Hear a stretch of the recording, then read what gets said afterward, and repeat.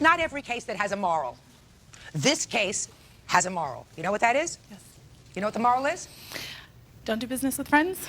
That's one, but the other one would be never get in the middle of two people who are getting a divorce.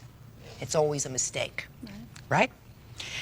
Ms. Lamont, according to your papers, the defendant was a friend of yours. She and her husband were divorcing. You the husband? Yes. And I'm sure in addition to other things, there was a truck that they wanted to sell, or that she wanted to sell. There were payments due and owing on the truck. You made an arrangement with her to take over the payments on the truck and to do substantial repairs that were on the truck. Correct. You paid the money for the repairs. You didn't have the truck in your possession at that time. No, I did not. Truck is in the shop. Correct.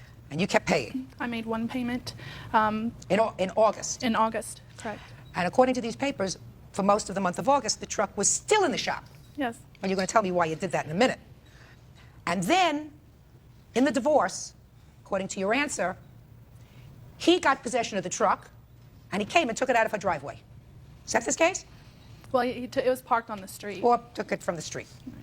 So you want to be paid back for all the repairs you did on the truck, for the payment that you made on the truck, and then there's something here about punitive damages, which is really nonsense. So let's hear about this deal. Okay, well, April and I have been friends since the first day of high school. I needed a more dependable vehicle. She had it. I said, okay, we made this arrangement. At the time when the payment came due for the August payment, I didn't want to make it. I didn't have the truck. Why should I make it if I didn't own it? Why do you think she should have made payment on the truck if the truck wasn't in her possession? It was her agreement with me that she would make that first payment. And we thought that the body work that needed to be done would be done a lot sooner. But it wasn't.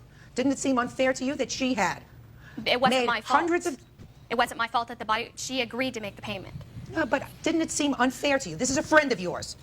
Didn't it seem unfair to you that you had this truck that needed all kinds of repairs in order to make it drivable? Because there's stuff that was needed on the clutch and the bodywork and the muffler, things that she didn't know about at the beginning. She knew about everything, and it was her choice. The muffler was never told that it needed a new muffler. Yes, it was. Yes, it was.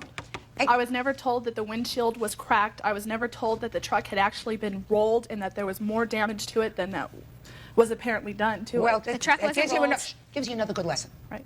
You don't buy a pig in a poke. If you're going to start spending money on something, you take a look at it, even if you're dealing with a friend. So you made the August payment. Late. She made it late when she promised to make it on time. She made it late, but at the time that she made it, she still didn't have the vehicle in her That wasn't possession. my fault, though. But she didn't Whose have a fault problem is it? It with wasn't my fault, madam. The truck was in your possession, under your control when it was damaged.